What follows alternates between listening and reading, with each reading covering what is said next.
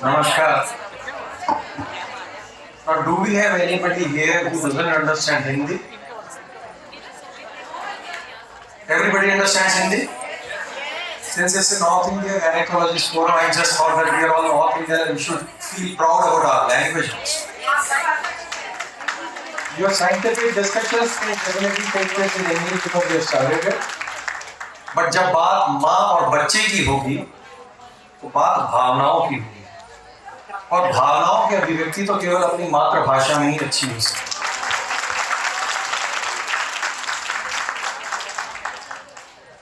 है. इस कार्यक्रम में यहाँ पर पूरे नॉर्थ इंडिया से आए हुए बहुत ही सम्मानित डॉक्टर्स और मुझे कुछ नाम लिख के दिए गए.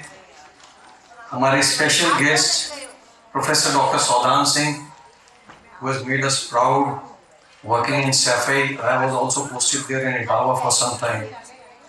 Our guest of honor, Dr. Maizin, one of the most dedicated officers who is heading medical college here, and he faces everyday challenges of treatment.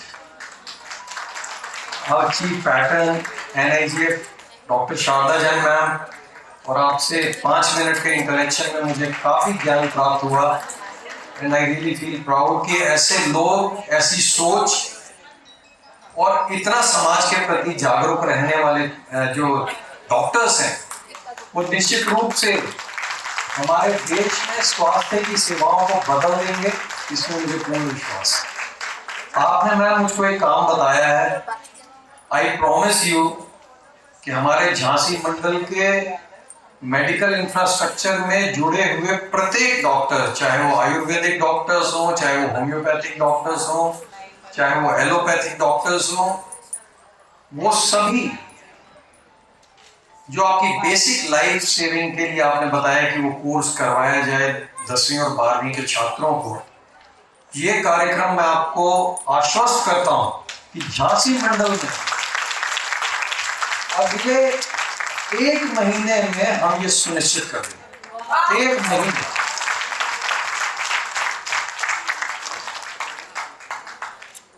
हमारे यूपी चैप्टर की NIGF की doctor Manju Verma ma'am, secretary general NIGF doctor Mala Srivastava ma'am, और इस upcoming president हमारी NIGF की doctor Ragini Agarwal ma'am, और इस UP chapter की सेक्रेटरी जिन्होंने ये पूरा भव्य आयोजन यहाँ पर किया और अपने बाकी सभी कार्यों को करते हुए भी वो जितनी मेहनत के साथ इसमें लगी हुई है.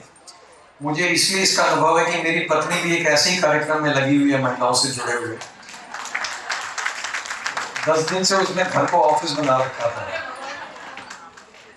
मैं निश्चित रूप से समझ सकता हूँ कि इतना बड़ा आयोजन करना आसान काम नहीं है, और मैडम शोभनी की मैं निश्चित रूप से देखिए, हम सबको एक बात जरूर ये सोचनी पड़ेगी एज डॉक्टर्स, एज एडमिनिस्ट्रेटर्स, और या इस देश के एक सामान्य नागरिक के रूप में. हमारे प्रिंसिपल साहब जो ललितपुर मेडिकल कॉलेज के बैठे हैं, उनका भी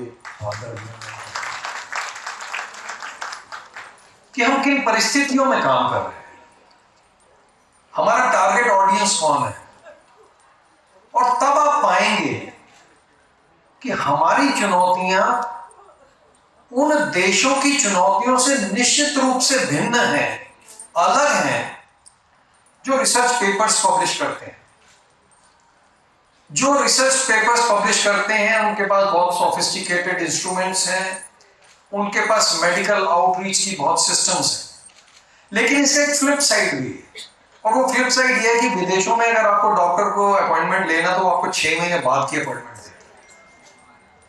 हमें यह समझना पड़ेगा कि हमारे इंफ्रास्ट्रक्चर के ऊपर, हमारे मेडिकल इंफ्रास्ट्रक्चर के ऊपर कितना लोड है, और उस लोड को कैटर करने के लिए क्या हम इक्विप्ड हैं या नहीं.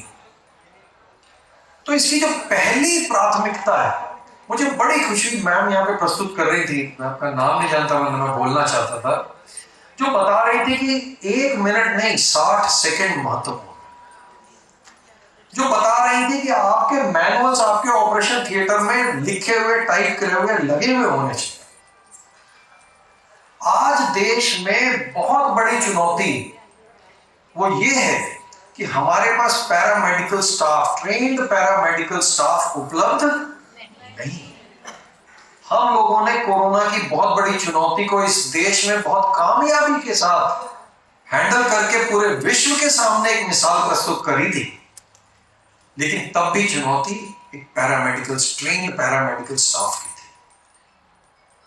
न बजाय इसके कि हम केवल सरकारी तंत्र के, या बजाय इसके कि हम केवल उनके सर्टिफिकेट के बेसिस पे उनका मूल्यांकन करें, क्या यह संभव नहीं है कि हम अपने हॉस्पिटल की, अपने नर्सिंग होम की, अपने शहर की, अपने मोहल्ले की कोई ऐसी डेडिकेटेड टीम तैयार कर दें जो निश्चित रूप से हमें पैरामेडिक की सेवाएं उपलब्ध करा दे जब हमें आवश्यकता पड़े। यह काम कोई भी कर सकता है। मैं समझता हूं कि यह काम कोई भी कर सकता है, बशर्ते अगर आपका कार्यालय, आपकी रिपोर्टिंग टाइम 9:30 बजे है या 9 बजे है, आप उनको 15 मिनट पहले बुलाइए, आधा घंटे पहले बुलाइए, दिन भर की ब्रीफिंग करिए कि आज देखिए, आज हमारा ये विषय 15 मिनट पे आप अगर अपने ज्ञान से उनको बता देंगे कि भाई ये चुनौती अगर आएगी तो हमें ऐसा करना है, तो मुझे लगता है कि उनका जो स्किल अपग्रेडेशन है वो डेफिनेटली बहुत ज्यादा बढ़ जाएगा। केवल 15 मिनट आपको निकालना है। फौज में एक सिस्टम होता है, जब वो दिन स्टार्ट करते हैं तो जो वहां का कमांडिंग ऑफिसर है वो अपने सारे ऑफिसर्स के साथ बैठ करके दिन का एजेंडा तय करते हैं। ये प्रैक्टिस हम अपने कार्यालय में करते हैं कि आज दिन भर में हमें करना ही है। ये प्रैक्टिस कोई भी डॉक्टर अपने यहां पर कर सकता है। दूसरी हमारी चुनौती है कि हमारे यहां पर जो आने वाला क्लाइंट है वो उन समस्याओं से ग्रस्त है जो सामान्य रूप से हम और आप जिस स्तर पर हैं वो उसको समझता नहीं। मैं फूड सेफ्टी में था और वहां पर हम लोगों ने कानून बनाए बहुत विस्तृत, और तब उसके 10 वर्ष बनाने के कार्यक्रम में एक उस समय ये हुआ करता था, प्लानिंग कमीशन उनके मेंबर को बुलाया, तो उन्होंने बहुत अच्छी बात कही थी मंच से।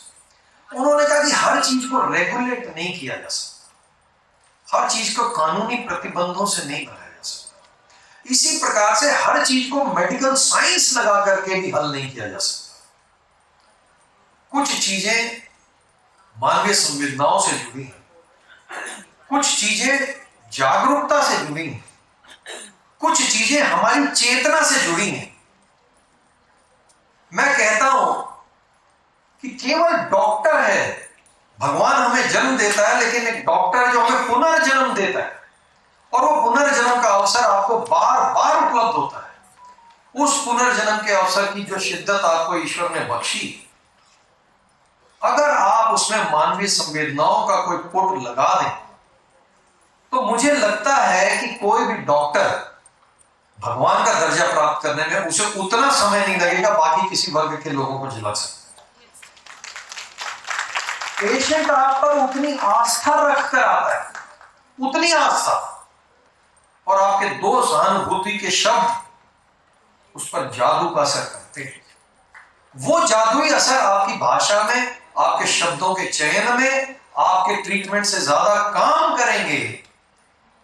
इस बात के सॉफ्ट स्किल्स की ट्रेनिंग मुझे लगता है कि हम सबको प्राप्त करनी चाहिए, और आज ये फोरम उपलब्ध है।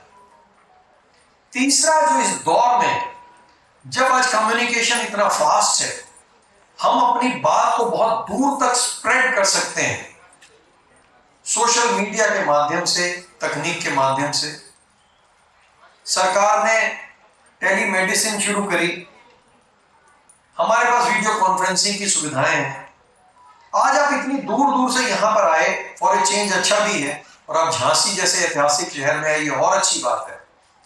लेकिन ऐसे छोटे छोटे फोरम्स, छोटे छोटे एक्सपर्ट्स के साथ बातचीत किसी एक विषय पर हम सोशल मीडिया का यूज करके, वीडियो कॉन्फ्रेंसिंग का यूज करके, अगर इसको अपने हमारे हफ्ते भर के कार्यक्रम में या 15 दिन के कार्यक्रम में कर लें, तो मुझे लगता है कि ये भी नॉलेज शेयरिंग का एक अच्छा प्लेटफॉर्म हो सकता है। इसके अतिरिक्त मैडम जब मुझे बुलाने आई थी तो मैंने उनसे अनुरोध किया था कि एक प्रयोग मैंने एज डिस्ट्रिक्ट मजिस्ट्रेट अपने जिले में किया था जिसमें मैंने प्राइवेट में हमारे जितने मेडिकल प्रैक्टिशनर्स हैं, मैं उन दिनों मिर्जापुर में होता था और वहां पर एक कैंसर एक्सप्रेस नाम की ट्रेन आई थी।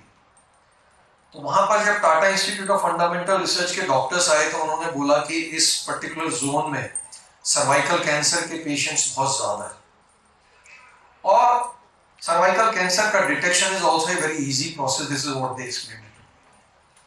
तो हम लोगों ने अपने आईएमए के माध्यम से एक कैंपेन चलाया और वो कैंपेन ये चलाया था कि हमने सभी गायनेकोलॉजिस्ट को जो हमारे जिले में थी उनसे ये अनुरोध किया कि आप हमारे इतने मेडिकल डेस्टिनेशंस हैं, इतने पीएचसीज हैं, इतने स्वास्थ्य मंदिर हैं, ये सब हैं, आप अपनी सुविधा से डेट बताइए कि आप वहां पर कब जा सकते हैं और वहां पर जाकर के इस कैंसर के पक्ष में जागरूकता फैलाइए, लोगों की टेस्टिंग्स करिए, उनके प्रति जागरूकता फैलाइए।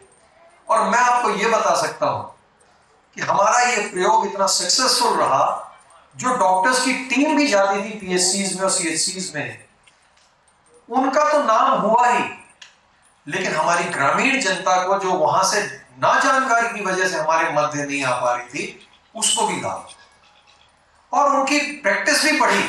जिन लोगों ने इस तरीके का काम किया उनकी प्रैक्टिस भी बढ़ी। तो ये काम है, मैं चाहता हूं कि आज मैडम जैन की उपस्थिति में हम सब यहाँ पर ये संकल्प लें कि इस तरीके का कोई अभियान हम झांसी मंडल में चला सकते हैं।